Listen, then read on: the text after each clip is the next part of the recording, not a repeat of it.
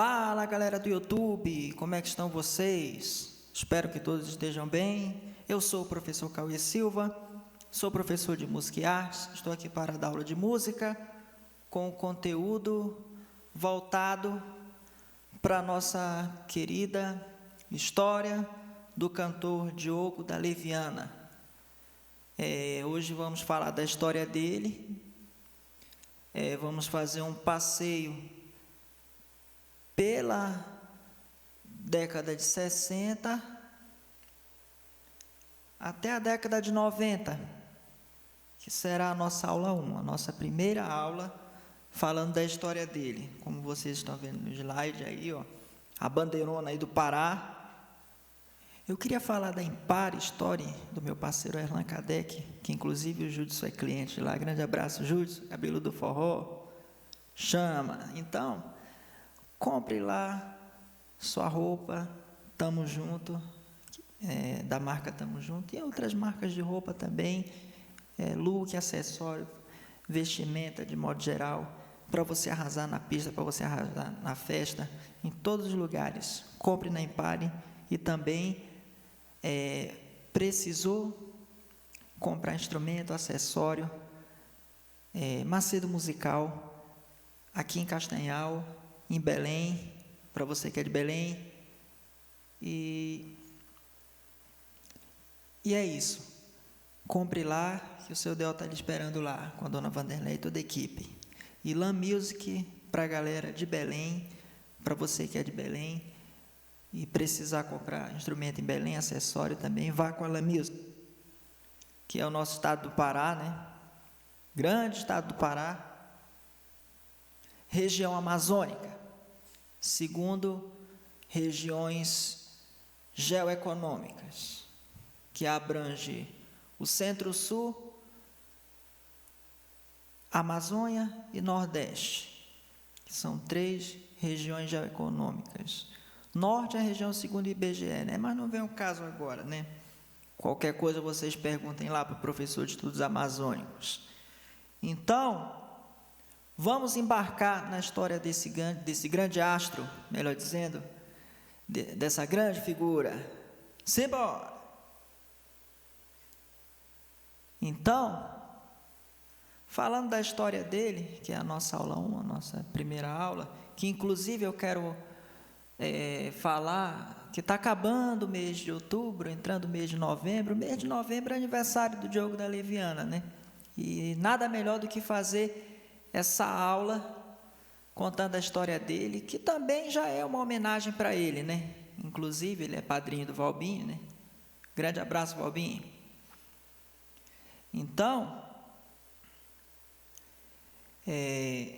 entrando aqui na história dele, o Diogo da Leviana, vamos pegar o nome Diogo mesmo, porque Diogo da Leviana vem depois, lá quando ele compõe a Leviana, que faz sucesso na voz do Reginaldo Rossi, que nós vamos falar mais lá na frente.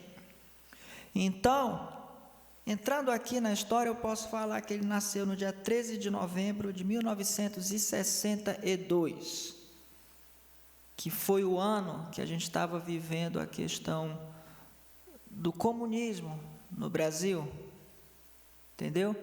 Se eu não me engano, era o governo do João Goulart ainda, né? Mas quem quiser falar o que se passava em 1962, bote aí nos comentários. Pois bem, ele nasce em 1962, década de 60. A década de 60 ela foi marcada por essa questão, por esse fato histórico do comunismo e também da ditadura, quando é instaurado o golpe de 64. Mais lá na frente. Então, ele nasce no dia 13 de novembro de 1962, e é um artista da música popular paraense e da música brasileira. Eu vou falar mais lá na frente o porquê também é da música brasileira, né? Guarde essa informação aí. Então, ele também pode cantar músicas folclóricas, como carimbó, cumbia, zuca. Eu já vi ele cantando essas músicas folclóricas em shows, até mesmo nos nossos dias atuais, no século XXI, que é o século que a gente está vivendo, né? Diga-se de passagem. E nascido em Capitão Poço, terra da laranja, cidade do velho João Moura, estado do Pará, nordeste do estado, que eu considero a cidade muito mais nordestina que Castanhal, né? Porque lá a imigração nordestina é muito mais forte que aqui em Castanhal. Eu digo que Diogo Nogueira da Costa, seu nome completo, seu nome de batismo, começa a seguir a música por influência do seu pai, ou seja, ele é influenciado pelo seu pai. Inclusive o pai dele tinha cartório em Capitão Poço. Não é? Inclusive eu já fui em Capitão Poço quando eu era um bebê de colo, né?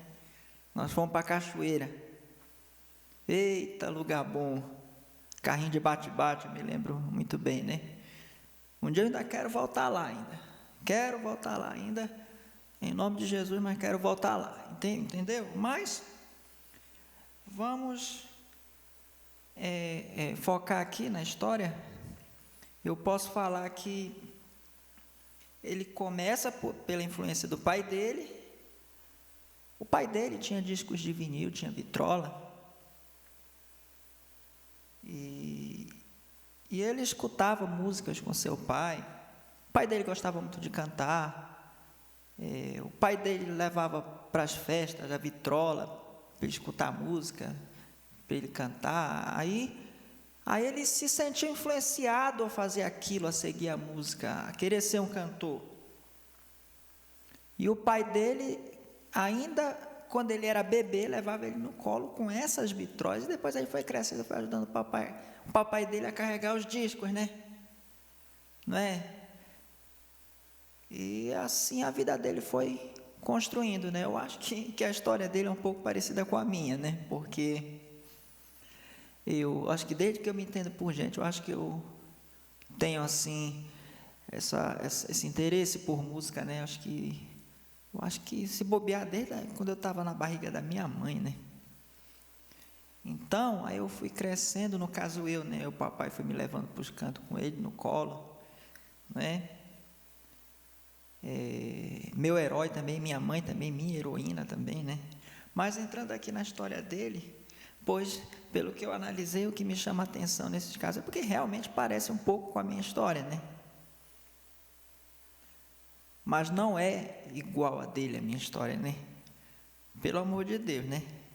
Então, ele tinha uma vitrola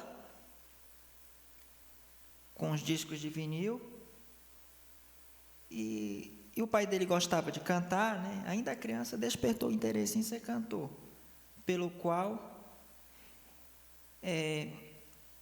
ele nasce numa década que foi a era, assim, que foi marcada por muitos acontecimentos históricos, né? Muitos acontecimentos truculentos, né?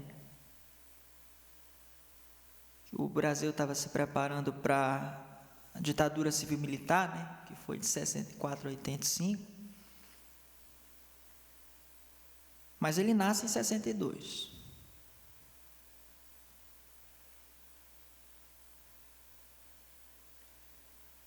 Como vocês estão vendo no slide. Indo para o próximo slide, assim o Diogo acompanhava o pai dele nas festas e carregava os discos de vinil. De fato, ele foi criando gosto pela música. Não é? Aí o Diogo, ele teve uma infância marcada por mimos, por facilidade, entendeu? Porque naquele tempo ter um cartório, o pai dele ter um cartório, a pessoa ter um cartório não era fraco não. E hoje o cartório é a padaria dele, né? Lá em Capitão Poço.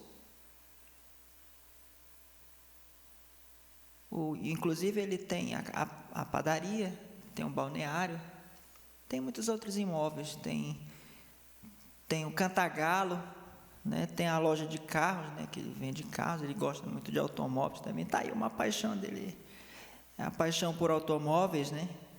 Porque acessando a rede social, porque eu sigo ele num outro Facebook que eu tenho, que lá mostra um vídeo dele com um carro para negociar, para vender, que é inclusive o carro da loja dele lá de Capitão Poço, Terra da Laranja. Então, isso eu falo assim em termos de anos 60, porque a infância dele, ela começa nos anos 60. Isso até chegar os anos de... Ele nasce em 62, 63, 1 ano, 64, 2 anos, 64, em que ele tinha 2 anos, já era o ano que foi instaurado o golpe de 64. Aí 65, que foi o bipartidarismo da ditadura militar, que é o MDB Arena, ele tinha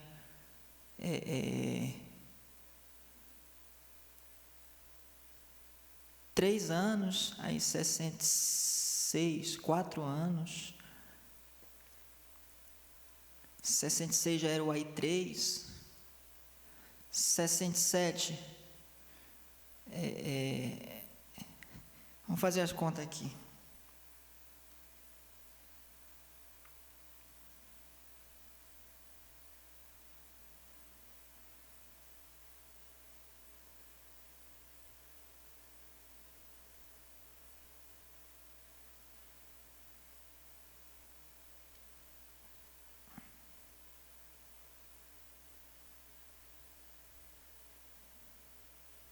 Aí, em 1967, que era o AI4, ele já tinha 5 anos, né? Então, ele conseguiu viver algumas coisas da década de 60 em relação à ditadura militar. Aí, no AI-5, que foi em 1968, aí já foi governo do Costa e Silva, aí eu posso falar que foi o ano, no caso 1968, que ele tinha 6 anos. E ele presenciou a questão do AI-5, da censura, de todos os atos de truculência do governo do Costa e Silva.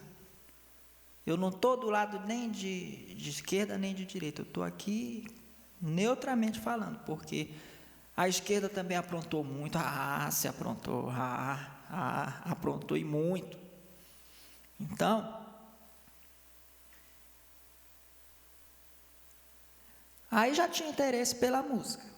Aí depois, 69, já terminando o governo do Costa e Silva, já entrando para os anos 70, que foi, como vocês vão ver agora no próximo slide, vamos para o próximo slide agora, que vocês vão ver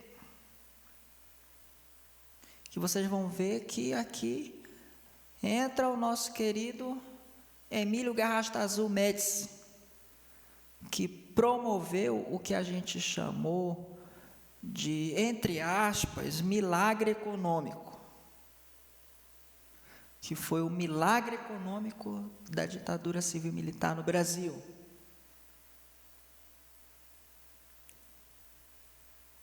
Que antes, nos anos 60, em termos de música paraense, o que vigorava era Sayonara, Orlando Pereira. Agora, anos 70, ele está vivendo a fase que a música paraense ganha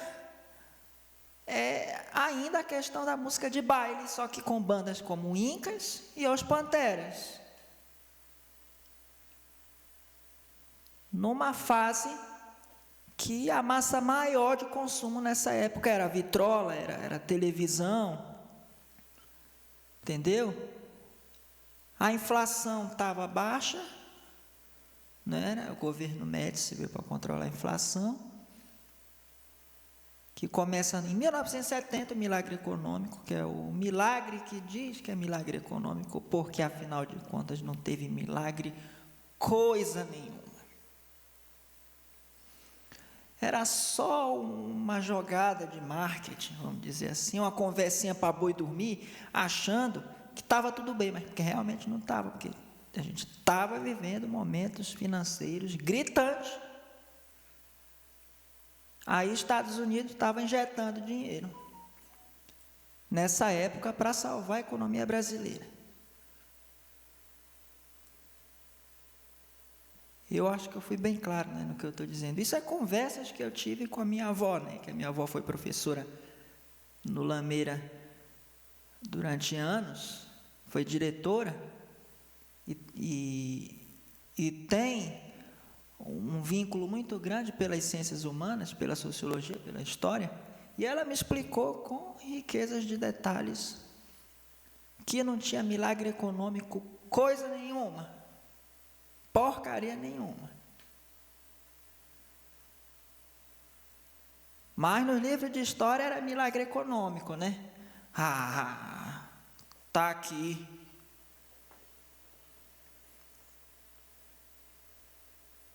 Mas as inflações estavam baixas, né? Porque antes dos anos 70 as inflações estavam lá em cima, a carestia estava lá em cima, a economia estava a Deus dará.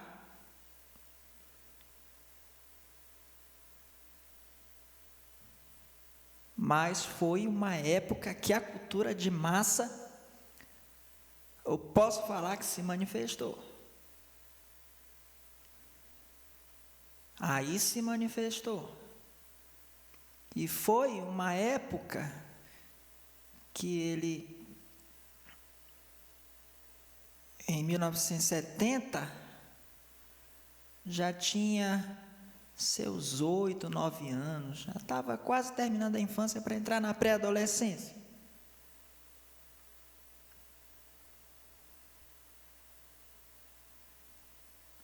Mas também não esperava, né? E ninguém espera, né, que vai chegar numa determinada profissão, né? Às vezes, a gente embarca numa aventura e depois, consecutivamente, aquilo acaba virando o ganha-pão da pessoa depois de um tempo. E o mais, assim, impressionante é que ele tem os imóveis dele, tem as conquistas dele de hoje em dia. E o que importa é que ele é um artista reconhecido no Brasil inteiro, no Pará inteiro, e se for preciso no mundo inteiro. E não tem nem ensino médio.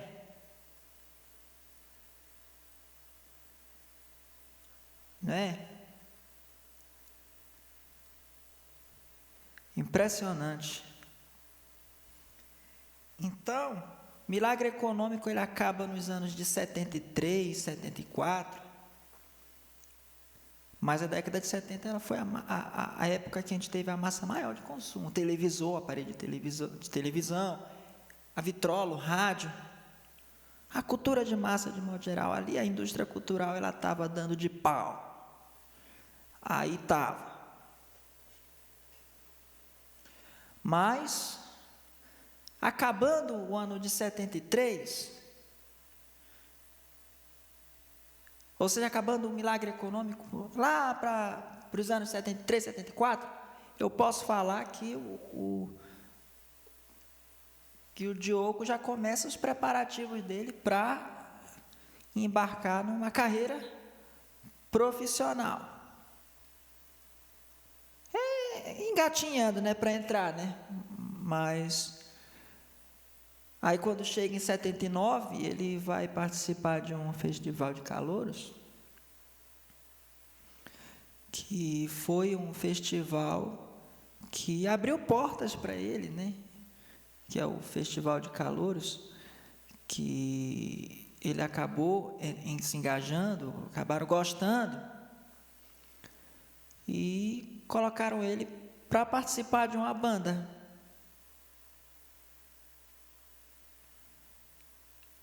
Aí que a carreira dele começou a decolar desde aí.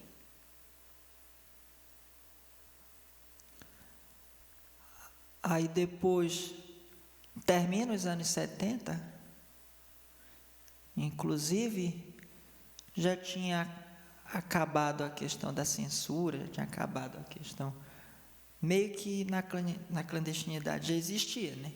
Segundo os livros de história. Já chegando na década de 80, que é considerada a década perdida. Aí que a inflação, a situação financeira começa a vir com problema. O país foi para o FMI, segundo conversas que eu tive com a minha avó. Mas foi uma época que, na música paraense, na música brasileira como um todo, a gente já estava vivendo a discoteca. Saía a questão das bandas, já entrava para a discoteca. Mesmo que Eloy Iglesias tenha estourado nos anos 80 e outros artistas do Pará.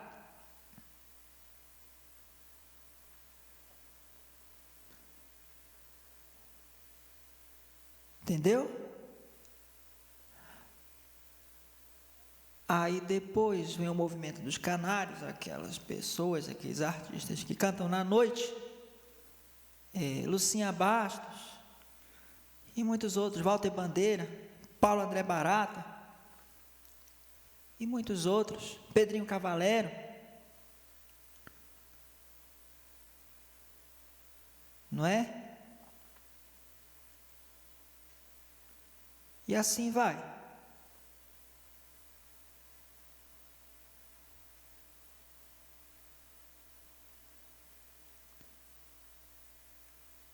E assim vai.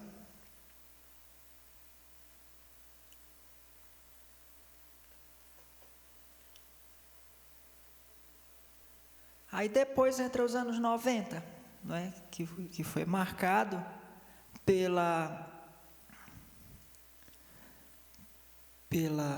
término da ditadura, a questão do Plano Real também, não é?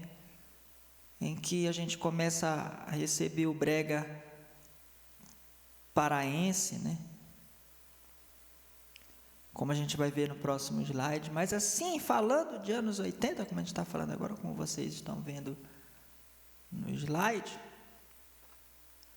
foi a época do brega tradicional, do passadão. Inclusive, em 1987, ele lança a música Reencontro. Né? Aí ele já tinha, se eu não me engano, já tinha o Diógenes, filho dele.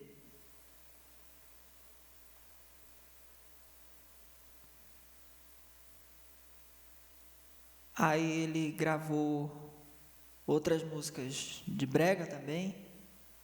Ele fez parceria com muita gente, até com o Eri Holanda ele fez também, trabalhou com o Eri Holanda, trabalhou com o Luiz Guilherme, conheceu muitos outros artistas da vertente passadão, do brega tradicional. E indo para o próximo slide, eu vou falar que ele adere o brega calypso. Mas antes eu queria falar da NJ Griffiths, meu parceiro Jalisson Silva, um grande abraço. Precisou comprar roupa de marca, Duke Golden e muitas outras, NJ Griffiths. CSM Transporte, rotas de Castanhal para Belém, Belém para Castanhal, passagens a partir de R$12. O Hugo Michel vende passagens antecipadas. É um pacote de passagens. É só mandar mensagem para ele. Eu vou deixar na descrição o número das lojas. Aí você vai lá e conclua a sua compra também. Pois é, entrando nos anos 90, ele adere ao brega calypso, querendo ou não, adere ao brega calypso, porque o brega calypso veio para se firmar numa época que já tinha acabado o brega tradicional, que sofria influência da Jovem Guarda dos anos 70.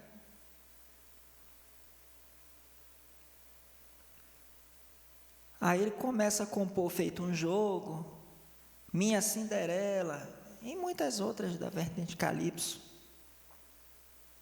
até chegar na Leviana, que irei falar nos próximos vídeos, né? Isso aqui é a primeira aula. Mas é isso. Concluo essa videoaula por aqui. E qualquer dúvida, deixe nos comentários. É a nossa primeira aula. E depois a gente vai gravar a aula 2 da história dele. Viu? É isso e tamo junto. Valeu!